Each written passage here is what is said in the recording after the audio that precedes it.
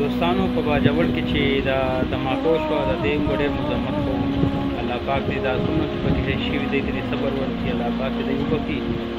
او دا ویډیو لکه تاسو ګورئ چې پهله دا ویډیو ګورئ چې دې کې څومره کسان شوي دي دې لپاره دعا وکړئ د دې دا ویډیو دا وګورئ بیا مخکې خبره کوئ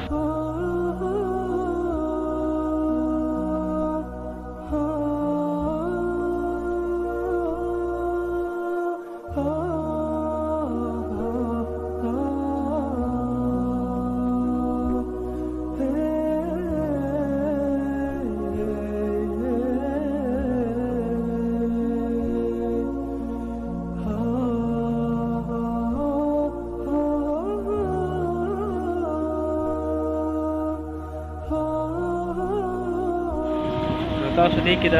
بابا جړام پکې وګورئ چې د بابا زوی پکې شهید شوی دی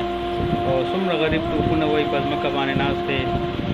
نو ډېر د افسوس خبره ده په یو هفته کې 15 دماکې الله پاک دې کې صبر وکړي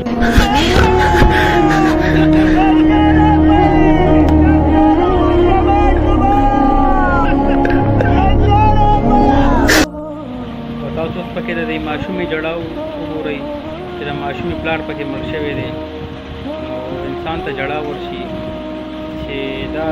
داسې دماکې کېږي پاکستان کې او خاص کر پښتون هر ځای کې ټارګټ کېږي نو ما خو چې د ماشومې دا جړا وکړه د خپل راته جړا راغله نو د ماشومې ته به څوک څه وایي چې ستا پلار چېرته تللی دی الله پاک دې ته صبر وکړي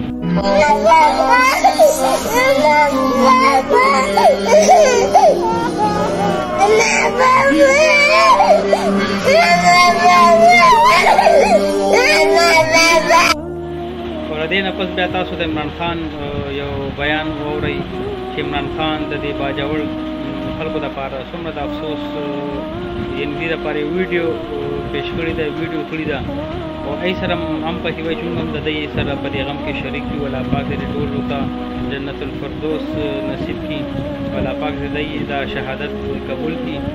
او دې کې چې کوم دې څومره عالمانو پکې بزرګانو پکې هلکانو پکې یو ویډیو خو مې وکته چې یو پکې وایي یو هلک و چې د هغه په 22 جولای باندې واده کړی و نو 78 ورځې د واده شوی وي هغه غریب هم پکې شهید شو نو د عمران خان دا چند الفاظ 40-45 سیکنډ دي د باجوړ د دې شهیدانو باره کې ویل تاسو وګورئ چاهے عمران خان تاسو څومره مخالفت کوئ که نه د عمران خان دا دی د دې باجوړ د شهیدانو باره کې چې کوم دی یو ویډیو ریکارډ کړو خلکو ته پیش کا چې دا دومره مسلمانان روریان دي پښتانه هر ځای کې ټارګټ کېږي د مولانا فضل الرحمان عمران خان هم کو کنه چې دا ویډیو ریکارډ کا تاسو وګورئ تاسو کو پته ولګي जो बाजौड़ के अंदर दहशतगर्दी का हमला हुआ जिसमें अभी पता नहीं चल रहा लेकिन 40 शहादतें हो चुकी हैं और कहते हैं 50 लोग इस वक्त बुरी तरह उस धमाके से वो जख्मी हैं। तो मैं सारी कौम की तरफ से इनके घर वालों के लिए इनकी फैमिलीज़ के लिए बच्चों के लिए इनके बड़ों के लिए माँ बाप के लिए जो शहीद हुए हैं हम सब आपके लिए दुआ करते हैं कि अल्लाह आपको हिम्मत दे ताकत दे सब्र दे इस मुश्किल वक्त से गुजरने का और सारी कौम आपके साथ है। زه په دې څه حیران شم چې په باجوړ کې په یو هفته کې یعنې 15 دماکې وشوې په هر ځای کې پښتون چې کوم دی هغه ټارګټ کېږي پښتون شهید کېږي نو څو به ووایو د دې باره کې چې هر ځای کې پښتون ولې ټارګټ کېږي او بیا هم چې کوم دی مولانا فضل الرحمان ولې چې دا خلک د مولانا فضل الرحمان د پارټۍ والا وو او دا خلک هم له هغه سره مینه کوي ولې چې دې دپاره مینه کوي چې د اسلامي پارټۍ ده او دی خپله معلم دی خو افسوس په دې انسان ته وشي 200 پورې په دې هفته کې 15 دماکې وشوې د هغې دپاره دی یو د غریبانانو دپاره شهیدانو دپاره یو د یو منټ ویډیو نه شو وکړې چې دی ویلو چېرې ما ته ډېر افسوس دی چې دا دماکه وشوه خلک پکې شهید شو دی ولې خاموشه دی نو خبره ده چې هوښیار دپاره اشاره کافي ده بیا هم چې جمعیت والا دي دی مولانا فضل الرحمان پسې ګرځي اخر ولې دی ستاسو دپاره یو منټ 2 منټو دپاره یو کلیپ هم نشي ریکارډ کولی زه ورته دا خواست کوم چې مولانا فضل الرحمان دا خلک تا سره دومره مینه کوي ستا دپاره وکړو ستا د پارټۍ دپاره وکړو عالمان هم پکې وو حافظان هم پکې وو ماشومان هم پکې وو بوډاګان هم پکې وو 40 45 یا 50 کسان پکې مړه شو یعنې شهید شو او نور پکې ډېر کسان پکې زخمي د چا سر نشته د چا خپې نشته د چا لاسونه نشته او دا ماشومان پکې یتیمانان شو نو ډېر د افسوس خبره ده خو چې کم سے کم دوی دپاره خو یو ویډیو وباسه د دوی د زړه دپاره چې یاره زه ډېر افسوس کوم چې دا زما کور شوه نو تاسو دی ولې خاموشه دی نو مونږ به نور څه ووایو خو دومره ریکویسټ ورته کوو چې کم سے کم د دې غریبانان د تسلۍ دپاره یو ویډیو خو وباسه که نه